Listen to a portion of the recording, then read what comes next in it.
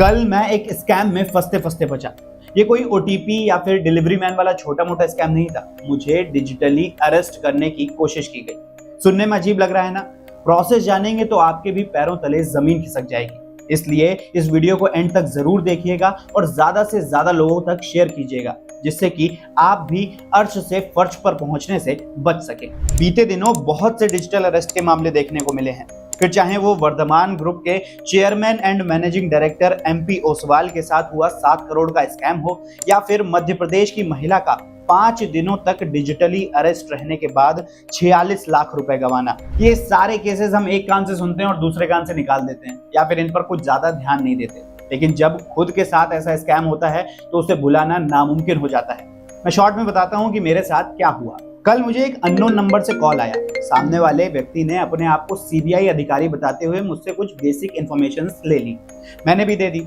उसके कुछ समय बाद उन्होंने कहा कि आपके ऊपर ड्रग पेडलिंग के चार्जेस लगे हैं, जिस वजह से आपको डिजिटली अरेस्ट किया जाता है। लेकिन मैंने तो ऐसा कुछ किया नहीं था। मैंने उनसे प्रूफ मांगा। इसके बाद वो अधिकारी, फेक अधिकारी, मेरे ऊपर झल्लाने लगे और धाराएं समझाने लगे। लेकिन जब उन्होंने मुझसे और ज्यादा जानकारी मांगी तो मैंने शेयर नहीं करी। जिसके बाद उन्होंने और बड़े अधिकारी से बात कराने का हवाला देते हुए फोन कट कर दिया। तो मैं तो इस स्कैम से बच गया, लेकिन ये स्कैम यहाँ पे खत्म नहीं हुआ। कई सारे ऐसे लोग हैं जो इस स्कैम के अगले पड़ाव तक पहुंचे और उनके साथ काफी बड़ा फ्रॉड भी हुआ। तो आज तक की एक एम्प्लॉय के साथ भी ऐसा ही स्कैम हुआ था, जिसमें उन्हें करीब 2 घंटे के लिए डिजिटली अरेस्ट करके रखा गया, वो भी वीडियो कॉल पर, पूरे असली लगने वाले कोर्ट रूम सेटअप के साथ। तो आखिर ये डिजिटल अरेस्ट है क्या? ये एक नए तरीके का स्कैम है, जिसमें आपको अननोन नंबर से कॉल करके ये विश्वास दिलाया जाता है कि आप किसी तरह के सेक्स स्कैंडल, ड्रग पेडलिंग या मनी लॉन्ड्रिंग जैसे आपराधिक मामलों में इन्वॉल्व हैं, जिसके लिए आप पर सीबीआई जांच बैठी है। और जब तक जांच पूरी नहीं हो जाती तब तक आपको डिजिटली अरेस्ट किया जाता है। और इस सब पर भरोसा दिलाने के लिए पूरा रियल टाइप सेटअप और प्रोसेस फॉलो किया जाता है, जिसमें रियल टाइप की police, court room drama, CBI सब शामिल होते हैं। जिसमें एक आईपीएस ऑफिसर फुल यूनिफॉर्म में आपके सामने आकर आपसे सवाल जवाब करता है, फेक अरेस्ट वारंट पेश करता है, जिससे आपको और ज्यादा यकीन हो जाता है कि ये सब सच में हो रहा है। फिर आपको सुप्रीम कोर्ट का फेक नोटिस दिखाकर आपकी संपत्ति का पूरा ब्यौरा मांगा जाता है। जेल जाने के डर के चलते सभी चीजें उनके कहे अनुसार करते जाते हैं। फिर ये फेक ऑफिसर्स आपको एक फेक कोर्ट रूम सेटअप में ले जाते हैं, जहां जज, पुलिस, लॉयर सब मौजूद होते हैं। और ये सब हो रहा होता है ऑनलाइन, यानी स्काइप वीडियो कॉल पर। ये सब देखकर आप शक कर ही नहीं सकते कि आप किसी स्कैम में उलझते जा रहे हैं। आप डर के मारे सारी डिटेल साझा करते जाएंगे और इसके बाद डिमांड होगी पैसों की। पैसा ऐंठने के बाद ये केस वहीं पे रफा दफा हो जाएगा। लेकिन कई केसेस में ये आगे भी जा सकता है, जैसे कि ऑनलाइन वीडियो कॉल पर आपकी ऑनलाइन तलाशी के चलते आपके सारे कपड़े उतरवाए जाएंगे और आपसे वीडियो बनवाया जाएगा। और ये और भी ज्यादा रियल लगे, इसलिए अगर किसी महिला को फंसाना है तो महिला कांस्टेबल के सामने ये सारे कृत्य करवाए जाएंगे। और फिर तो आप जानते ही हैं कि एक नए स्कैम की शुरुआत होगी, ब्लैकमेलिंग की। डाटा देखा जाए तो फरवरी 2024 से अभी तक डिजिटल अरेस्ट के कुल 28 मामले सामने आ चुके हैं, जिनमें करोड़ों की रकम ऐंठी जा चुकी है। कुछ केसेस में इन स्कैमस्टर्स को पकड़ा भी गया और कुछ पैसे वापस भी मिले हैं। लेकिन सोचिए कितना खतरनाक स्कैम है। मतलब आप सच और झूठ में फर्क ही नहीं पहचान सकते। तो इससे बचें कैसे?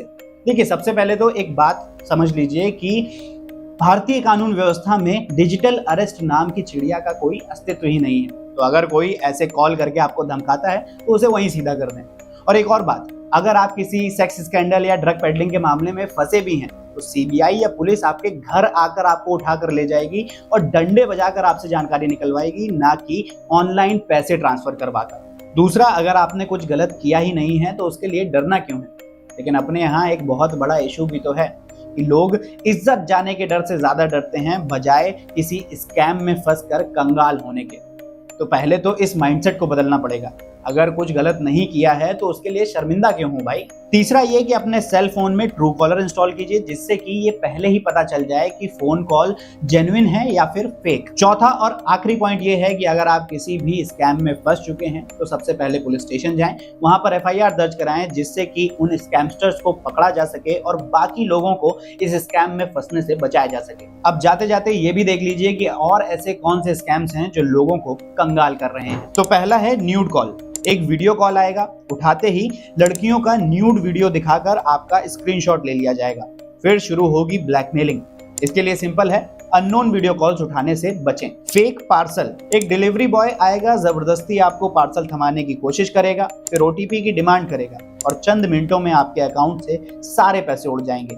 तो इसके लिए बेस्ट ये है कि अगर कुछ ऑर्डर नहीं किया है तो पार्सल कलेक्ट ही ना करें। फिर आता है रिलेटिव्स इन डेंजर। आपको कोई कॉल करेगा, AI की मदद से आपके बच्चे या रिश्तेदारों की आवाज में हेल्प की गुहार लगाएगा और पैसे मांगेगा। ऐसे में सिंपली उस कॉल को कट करें, अपने बच्चे या रिश्तेदार की मौजूदा हालत जान लें, तब ही कोई कदम उठाएं। ऐसे ही न जाने कितने स्कैम्स के तरीके हैं जो रोजाना लोगों को दिवालिया बना रहे हैं। अभी तक लोग OTP वाले स्कैम से बचना सीख ही रहे थे कि ये अब डिजिटल अरेस्ट का नया स्कैम शुरू हो गया। पुलिस या CBI का नाम सुनते ही वैसे ही आधे लोगों का दिमाग काम करना बंद कर देता है। अब अरेस्ट वर्ड जुड़ जाएगा तो आप सोच सकते हैं उनकी क्या हालत होगी। तो सबसे पहले अपने आप पर भरोसा रखें और ऐसी सिचुएशंस में स्मार्टली डील करें। सावधान रहें, सतर्क रहें। जय हिंद।